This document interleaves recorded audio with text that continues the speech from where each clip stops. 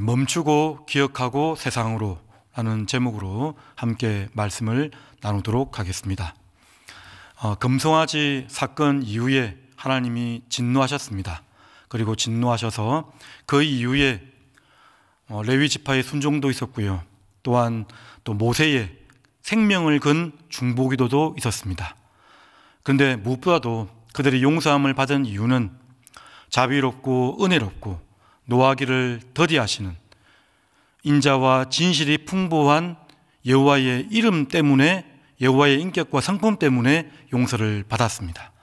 자, 그리고 오늘 본문은 모세가 다시 시내산 정상에 올라가서 하나님만을 경외할 것을 가르치는 그런 본문 내용입니다.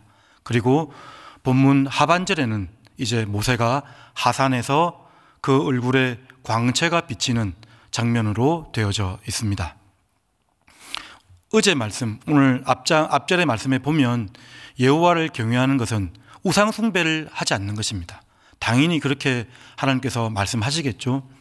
올라가자마자 시내산 정상에 영광이 보이지 않았던 것이 아닙니다. 먼 발치에서 구름 기둥으로 이제 모세가 올라간 그 산 정상에서 하나님의 영광이 있었음에도 불구하고 산 밑에서 모세를 기다리지 못하고 금송아지를 지었던 그들 앞에서 다시는 그런 신상을 만들지 말라, 우상 숭배하지 말라라고 가르쳤습니다. 자, 그리고 오늘 본문에서 여호와를 경외하는 방법은, 여호와를 제대로 섬기는 방법은 절기준수에 있다라고 말씀을 하고 있습니다. 나 외에 다른 신을 섬기지 말라라고 했을 때 그 계명을 잘 지키는 방법에 대해서 강조를 하시는데요.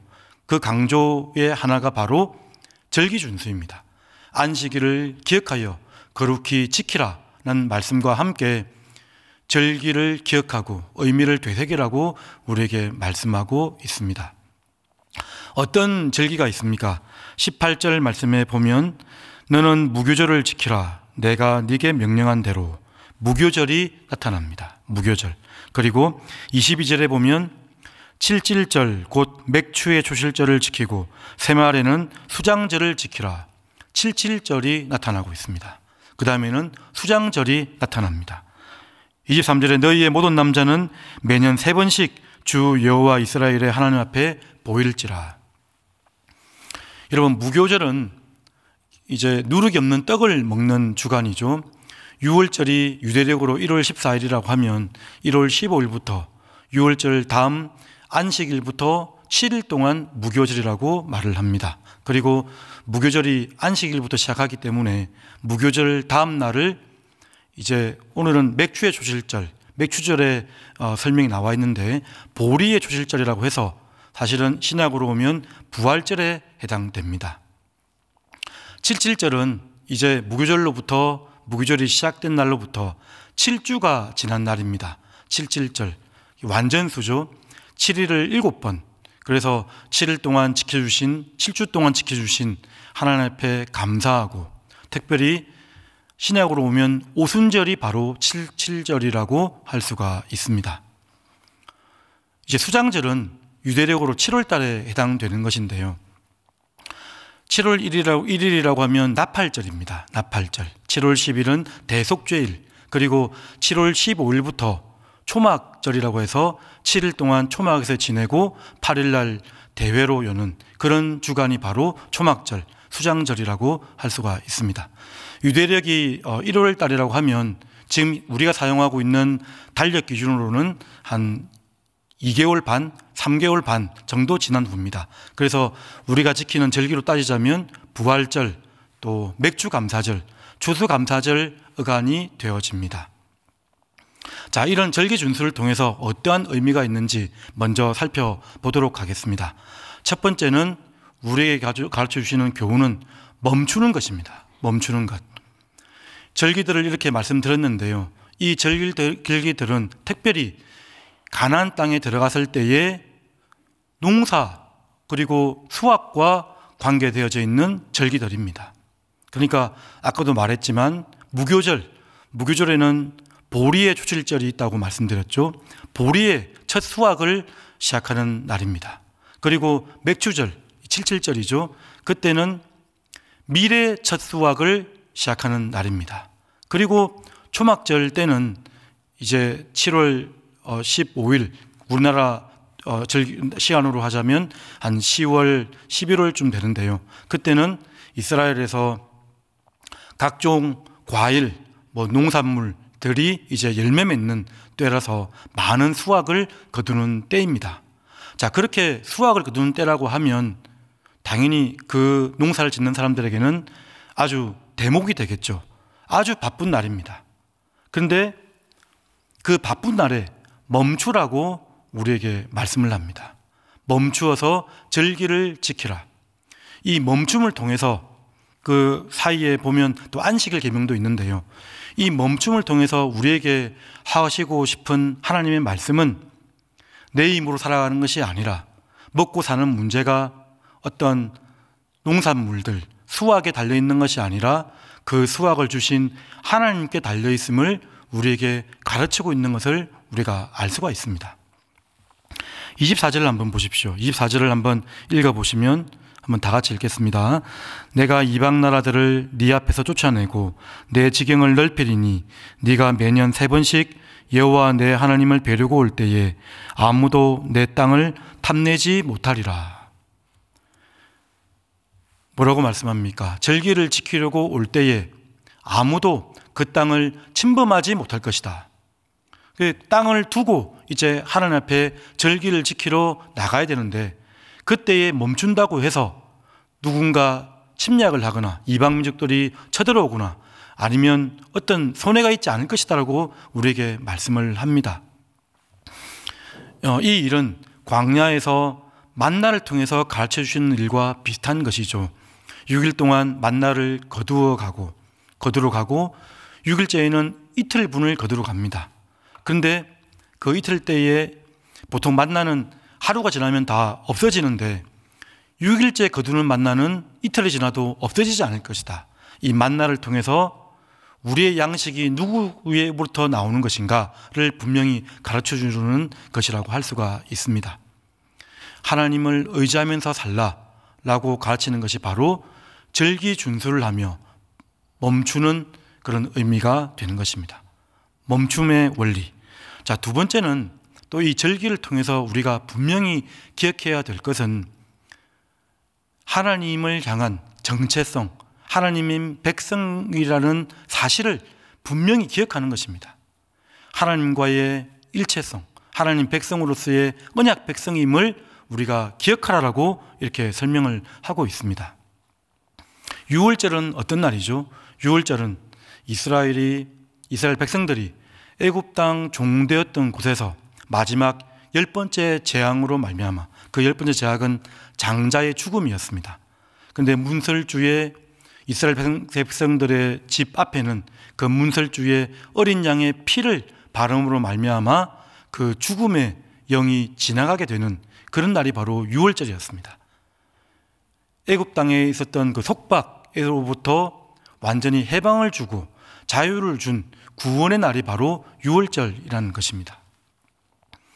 그리고 칠칠절 역시 이제 신약을 거쳐서 왔기 때문에 성령께서 강림하시고 교회의 시작이 되는 이 땅의 교회가 시작되는 날이 바로 오순절, 칠칠절이라고 할 수가 있는 것이죠. 초막절, 수장절은 우리의 신앙을 점검할 때 초막에서 일주일 동안 지내게 됩니다. 그러면서 광야에서 하나님께서 어떻게 인도하셨는지 그 아무것도 없는 그 광야에서 그 사막에서 우리를 보호하시고 안전을 지켜셨던 하나님을 기억하라라고 말씀하시는 것이 바로 절기 준수의 의미가 있다는 것입니다. 이 절기를 지키면서 우리는 우리의 신앙을 다시 한번 돌아보는 것이고요. 우리를 구원해 주신 하나님이 얼마나 놀라운 분이시고 내가 바로 언약 백성이라는 사실을 알게 되는 그런 원리라고 할 수가 있는 것입니다.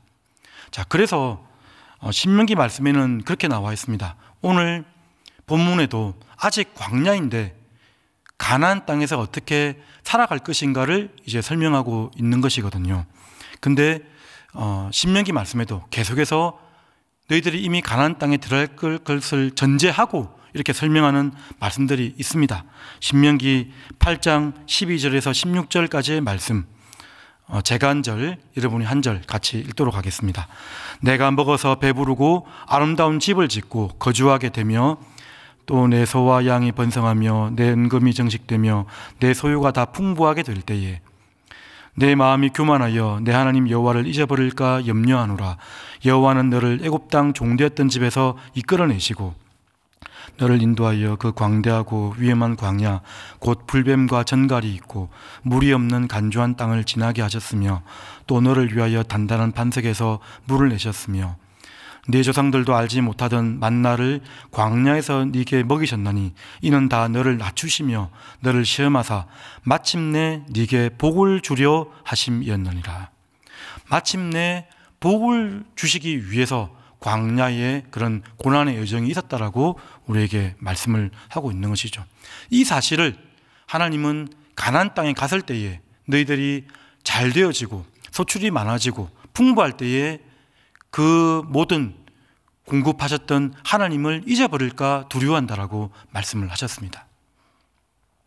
절기를 기억하면서 우리는 하나님을 계속해서 되새기고 묵상하는 일들이 있어야 될 것입니다.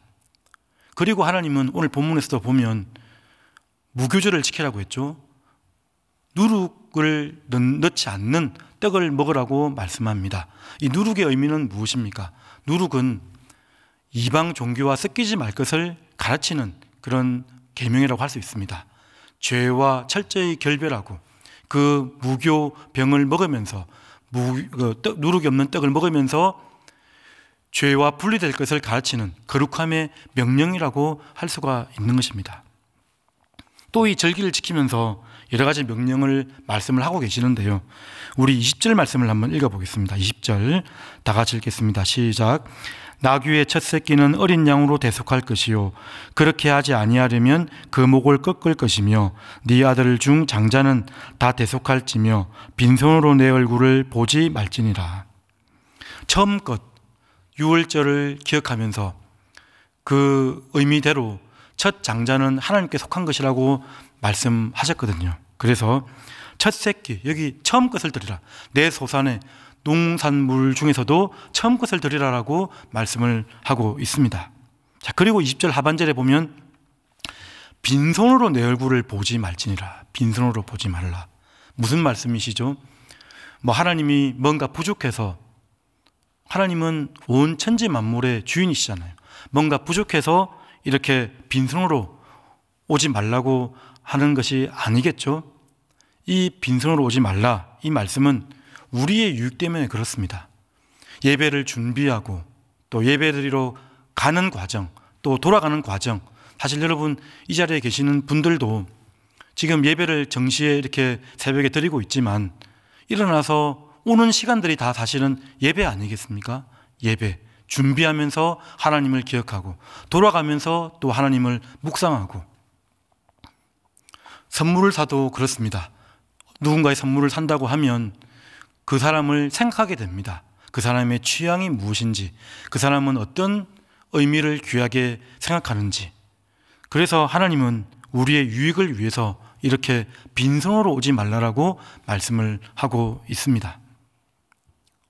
하나님께서 주시는 이 기억하라는 말씀, 절기 준수를 통해서 하나님을 잊지 않는 그런 말씀들을 우리가 잘 기억하고 초심을 잃지 말고 처음 행위를 가지라 라고 하나님께서 말씀하셨던 에베소 교회처럼 처음에 구원받았던 그때 내가 하나님의 은혜에 감격해서 살았을 그때를 늘 기억하며 살라라고 우리에게 말씀하고 있습니다.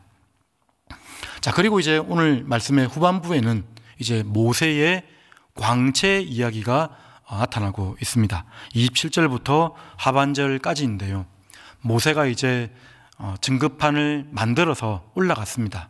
올라가서 40주 40야를 이제 시내산에서 또 하나님과 교제를 하고 내려왔었죠. 내려오니까 모세의 얼굴에 광채가 났습니다. 모세는 알지 못했지만 백성들은 그 광채를 보고 두려워했다라고 말씀을 합니다. 두려워하고 무서워하고, 그러다가 이제 말씀을 다 증거하고 십계명의 말씀을 다 전하고 모세도 이제 알게 되어서 수군으로 광채를 가리는 장면을 볼 수가 있습니다. 34절 35절을 한번 보십시오. 그러나 모세가 여호와 앞에 들어가서 함께 말할 때에는 나오기까지 수군을 벗고 있다가 나와서는 그 명령하신 일을 이스라엘 자손에게 전하며, 광채가 나더라도 그 광채에 연연하는 것이 아니라 이스라엘 자손에게 하나님의 이 엄중하신 말씀을 전하는 것에 초점을 맞추고 있습니다. 그리고 35절 말씀에 보면 이스라엘 자손이 모세의 얼굴의 광채를 보므로 모세가 여호와께 말하러 들어가기까지 다시 수군으로 자기 얼굴을 가렸더라. 수군을 가렸다라고 나와 있죠. 이 광채는 잠시 사라질 그런 영광의 광채였습니다. 하나님과 교제를 하고 하나님과 동행을 하면 우리의 모습에 광채가 나타나게 되는 것이죠. 우리의 내면에 여호와의 빛이 들어오게 됨을 우리가 느끼게 알게 됩니다. 고린도후서 3장 말씀에 보면 이 모세의 광채에 대해서 해석을 하고 있는데요, 우리에게는 영광의 더 영원한 영의 광채가 있고 또한 의의 광채가 있다라고, 의의 영광이 있다라고 우리에게 설명을 하고 있습니다. 그러면서 고린도후서 3장의 그 모세의 광채로부터 시작해서 고린도후서 4장 말씀으로 들어가면 이렇게 설명하고 있습니다. 고린도후서 4장 5절 6절 말씀 다 같이 읽겠습니다. 시작. 우리는 우리를 전파하는 것이 아니라 오직 그리스도 예수의 주 되신 것과 또 예수를 위하여 우리가 너희의 종된 것을 전파함이라. 어두운 데에 빛이 비치라 말씀하셨던 그 하나님께서 예수 그리스도의 얼굴에 있는 하나님의 영광을 아는 빛을 우리 마음에 비추셨느니라. 예수 그리스도의 완전한 영광의 광채로 설명하고 있는 것을 우리가 볼 수가 있습니다. 여러분, 모세는 모세의 그 중보자적 역할을 볼 때 정확히 예수 그리스도를 예표한다라고 우리가 알고 있지 않습니까? 모세가 두 번째 증거판을 가지고 내려왔습니다. 산 정상에 있다가 이 땅에 그 백성 앞으로 내려갔습니다. 두 번째 아담, 인류를 대표하는 두 번째 사람 예수님을 지금 정확히 예표를 하고 있고요, 시내산 정상에서 백성 가운데로 내려오는 모습, 이 모습은 하늘 보좌 우편에서 하느님과 동등됨으로 여기지 아니하시고 우리 가운데로 내려오신 예수님을 보여주는 그림이라고 할 수가 있는 것입니다. 예수 그리스도께서 우리 가운데 오셔서 우리에게 맞춰 주셨습니다. 모세가 마치 광채를 보고 두려워하는 백성들 앞에서 그 광채를 가리기 위해서 수건으로 얼굴을 덮어 써준 것처럼 예수님께서는 우리의 인생 가운데 오셔서 우리의 인생대로 그냥 다 맞춰 주셨습니다. 그리고 사람과 같이 되셔서 사람의 모든 죄악들을 짊어지고 연약함과 부패된 본성들을 다 짊어지고 죄악들을 짊어지고 십자가 못 박혀 죽으심으로 우리의 구원을 이루어 주신 것입니다. 모세의 이 광채의 사건을 보면서 우리는 예수 그리스도의 성육신 사건을 묵상했으면 좋겠습니다. 그리고 예수 그리스도께서 우리 가운데 오신 이 일은 바로 오늘날 모세가 그 광채에 나는 것과 상관없이 하나님의 말씀을, 십계명의 계명을 끝까지 잘 증거했던 것처럼 우리에게도 그러한 사명을 주셨다는 것을 우리가 기억해야 될 것입니다. 세상에 나가서 오늘도 이 예배가 마쳐지면 직장으로 또 업무 때문에 아니면 가정으로 사업장으로 이렇게 나아가서 예수 그리스도를 온전히 증거하고 그리스도인으로 드러나는 그런 삶을 살아가야 될 것입니다. 자, 오늘 말씀 긴 말씀이었는데요, 하나님을 경외하고 섬기는 방법, 절기준수에 있다라고 오늘 말씀에서는 나와 있습니다. 그 절기준수의 의미는 멈추는 것입니다. 여러분, 하고 있는 많은 생업들 가운데서 잠깐 멈춤을 통해서 이렇게 새벽 예배를 드리기 위해 멈추시고, 그러면서 멈추고 기억하라라고 말씀하셨습니다. 하나님을 잊지 않는 것입니다. 하나님께서 우리의 구원이 되시고 내 살아갈 힘이, 내 사는 힘의 근원이 바로 하나님이심을 잊지 않는 것에 있다는 것을 말씀하고 있습니다. 그리고 예수님께서 성육신하여서 이 땅으로 오신 것처럼 우리도 오늘 이 예배를 마치고 세상으로 나가서 하나님의 백성으로 증거되어져야 됩니다. 우리의 인격과 성품으로, 우리의 언어와 입술로 하나님을 증거하는 하나님의 사람이 되시기를 주님의 이름으로 축복드립니다. 다 같이 기도하도록 하겠습니다. 말씀을 기억하면서 우리의 신앙을 위해서 기도해 주시고요. 가지고 있는 많은 기도 제목들을 하나님께 아뢰며 다 같이 기도하며 나가도록 하겠습니다. 은혜가 풍성하신 하나님 아버지, 오늘 하나님 절기들